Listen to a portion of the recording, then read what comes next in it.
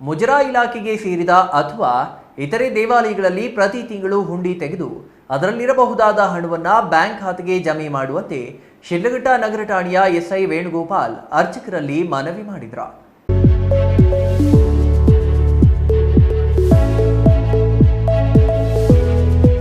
ಮುಜರಾಯಿ ಇಲಾಖೆಗೆ ಸೇರಿದ ಅಥವಾ ಇತರೆ ದೇವಾಲಯಗಳಲ್ಲಿ ಪ್ರತಿ ತಿಂಗಳು ಹುಂಡಿ ತೆಗೆದು ಅದರಲ್ಲಿರಬಹುದಾದ ಹಣವನ್ನು ಬ್ಯಾಂಕ್ ಖಾತೆಗೆ ಜಮೆ ಮಾಡುವಂತೆ ಶಿಡ್ಲಘಟ್ಟ ನಗರ ಠಾಣೆಯ ಎಸ್ಐ ವೇಣುಗೋಪಾಲ್ ಅರ್ಚಕರಲ್ಲಿ ಮನವಿ ಮಾಡಿದರು.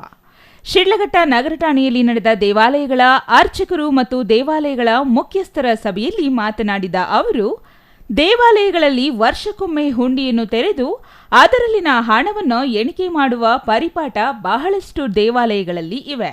ಇದು ಕಳ್ಳರು ಹುಂಡಿ ಮೇಲೆ ಕಣ್ಣಿಡಲು ಮತ್ತು ಕಳ್ಳತನ ಮಾಡಲು ಕಾರಣವಾಗುತ್ತಿದೆ.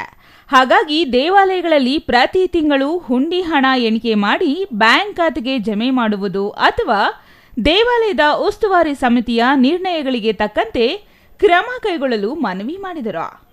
ಇದರಿಂದ ಹುಂಡಿಗಳಲ್ಲಿ ಹಣ ಇರುವ ಪ್ರಮಾಣ ಕಡಿಮೆ ಆಗಲಿದೆ, ಕಳ್ಳತನ ನಡೆಯುವ ಪ್ರಕರಣಗಳ ಸಂಖ್ಯೆ ಇಳಿಮುಖವಾಗಲಿದೆ.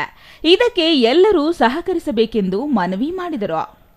ಇದಕ್ಕೂ ಮಿಗಿಲಾಗಿ ದೇವಾಲಯಗಳಿಗೆ ಬಹಳಷ್ಟು ವರ್ಷಗಳ ಹಿಂದಿನ ಬೀಗಗಳನ್ನು ಬಳಸಲಾಗುತ್ತಿದ್ದು, ಅವುಗಳನ್ನು ಬದಲಿಸಿ ಹೊಸ ಸುಭದ್ರವಾದ ಬೀಗಗಳನ್ನು ದೇವಾಲಯಗಳಿಗೆ ಬಳಸುವಂತೆ ಮತ್ತು ಭದ್ರತೆಗೆ ಹೆಚ್ಚು ಒತ್ತು ನೀಡುವಂತೆ ಕೋರಿದರು. ಇತ್ತೀಚೆಗೆ ದೇವಾಲಯಗಳಲ್ಲಿ ಹುಂಡಿ ಹಣ ಹಾಗೂ ದೇವರ ಮೂರ್ತಿಗಳಿಗೆ ಬಳಸುವ ಚಿನ್ನಾಭರಣ, ಇತರೆ ವಸ್ತುಗಳ ಕಳ್ಳತನ ಪ್ರಕರಣಗಳು ಹೆಚ್ಚುತ್ತಿದ್ದು, ಅದಕ್ಕೆ ಕಡಿವಾಣ ಹಾಕುವ ನಿಟ್ಟಿನಲ್ಲಿ ಪೊಲೀಸ್ ಇಲಾಖೆಯೊಂದಿಗೆ ಎಲ್ಲರೂ ಸಹಕರಿಸಬೇಕೆಂದು ಮನವಿ ಮಾಡಿದರು. ಹುಂಡಿ ಕಂಪಲ್ಸರಿ ತಿಂಗಳಿಗೊಂದ್ಸರಿ ರಿಮೂವ್ ಮಾಡಲೇಬೇಕು. ಸಂಬಂಧಪಟ್ಟ ಅಕೌಂಟ್ಗೆ ನೀವು ಜಮಾ ಮಾಡಲೇಬೇಕು.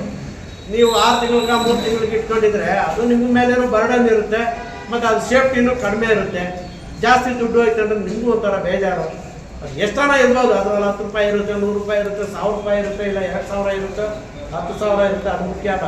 ಅದು ಒಂದು ಸಾರಿ ಹೆಂಗೂ ಈ ತಿಂಗಳಿಗೊಂದು ಸರಿ ನೀವು ಒಂದು ಏನೋ ಮೀಟಿಂಗ್ ಥರ ಟೈಪ್ ಸೇರ್ತೀರಲ್ಲ, ಆವತ್ತು ನೀವೇ ಒಂದು ಡಿಸೈಡ್ ಮಾಡ್ಕೊಂಡು ಇವತ್ತು ಹುಂಡಿ ತೆಗೆದುಬಿಡೋಣಪ್ಪ, ಅದನ್ನೇನಿದೆ ಲೆಕ್ಕ ಮಾಡಿ ನಾವು ಇದಕ್ಕೆ ಏನೋ ಸಂಬಂಧಪಟ್ಟ ಬ್ಯಾಂಕಿಗೆ ರಮ್ಮಿ ಮಾಡಿಬಿಡೋಣ ಅಂತೇಳಿ ಮಾಡಿದ್ರೆ ಅದು ಒಳ್ಳೆಯದು.